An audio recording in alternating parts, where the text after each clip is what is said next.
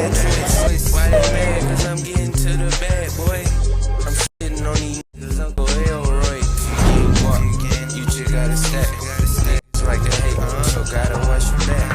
Either way it go, you know I'm Stay on him, stay on him. get dope. What's up, y'all? It's Get Dough Life, and back with another one. Make sure you like, subscribe, and share. I'm gonna be dropping content on y'all pretty often, man. This video, we're going over swing trade. What is swing trade? On the last video, we went over day trade, and I explained what is day trading. We didn't explain how to day trade, but we said what is day trade. So, day trading and swing trading are a little different. Actually, they're a lot different. The main difference in swing trading, I would have to say, is as we went over in the last video, when you're day trading, you're buying a position and you're selling it the same day. When you're swing trading, it actually kind of goes with the name. You're buying a trade and you're either holding it overnight for a couple days, or you're holding it overnight for a couple weeks or even a couple months. That's the main difference. Now there's pros and cons to both. I'll give you one pro off the top. One pro is with the pattern day trade rule. It's something you don't have to worry about when you swing trade, because since you held the trade overnight, it does not count as a day trade. Therefore, it does not go against your 3 trades that you're allowed during the week. Now, a con is in the type of market that we're in, where there's constantly news dropping, and we're in a place where we kind of don't know exactly where we're headed as an economy, or where there's talks of war and things like that. One of the cons are anything can happen overnight.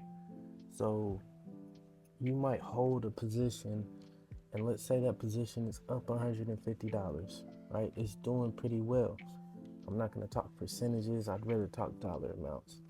Let's say that position is doing pretty well. Overnight, news could drop. A lot of important data drops around 8:30. Some data drops right before market opens.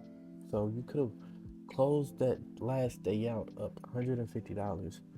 You hold this trade overnight, and before markets even open, the what stock, the option, the commodity, the future, whatever you were trading, it could already be down a whole percent. The markets could be down 1.5%, 2%.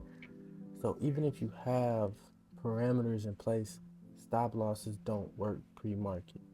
So as soon as markets open, you could be red $300. That's definitely one of the main risks. Another pro would be, just like how it could go red like that, people like to hold a swing trade and then let the trade just grow and accumulate value. Because obviously, the longer you hold it, if you're in a winning trade, it's just going to continue to gain value. So that's definitely one of the big pros. And it's a lot less stressful.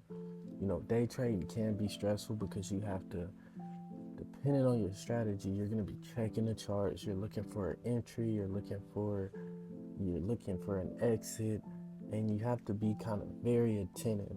With the swing trade, if you're going into the trade knowing this is going to be a swing trade, most of the time you're holding this for a few days or a week or weeks. So when you get into this trade, it's not something you have to micromanage as much. So like I said, there's pros and cons. But like I said, you can still lose money quickly. So just never forget that. But swing trade really requires patience and discipline, because when you're swing trading, your main objective is looking for the best entry, because you want to try to get in at that low, or you want to try to get in at that high, so you can really, what would be a good word, maximize the length that you're holding it, because you got in at the right time, right? And that's what the market is about, period, is trying to get in at the right time. And And like I said, stop losses can get hit from overnight news. So unlike today, your stop loss will get stopped out, trade doesn't go right, cool. It went to plan, you took your loss, whatever that loss is set. In the overnight market, your stop loss is getting skipped. So if you had $500 invested in this trade and you had a stop loss of $150 overnight, if the markets are moving, when they open, your stop loss is already skipped. So it's no more you just lost $150. Your trade is going to move according to what the market's opened at. And that's something very, very, very important. Realizing that your stop losses can be skipped. Okay? And then a pro would be, and this kind of goes to the first topic of, not the first topic, but one of the topics of not having to micromanage. Less screen time. So it's really like better for people that have jobs that don't really allow them to be on their phone and they really don't have much time at all during the day. You'd probably be in a better scenario or situation to swing trade because you really don't have time to be checking the charts all day and checking the charts throughout the day. And that might be a strategy that works for you. But even if it does, you still need to set up the precautions to trade safely. However you want to go about doing that. And in later videos, we'll go over different types of stop losses. But for now, we're just going over the basics of different types of trading strategies. Okay. And yeah, I mean, that's what I would say for swing trading. I'm not going to overcomplicate it because I don't like to overcomplicate things, man. So make sure you like, subscribe, share. It's Get Dough Life, and I'm out of here with another one. Don't play with guns, them guns is a bad choice. Why they mad? Cause I'm getting to the bag, boy.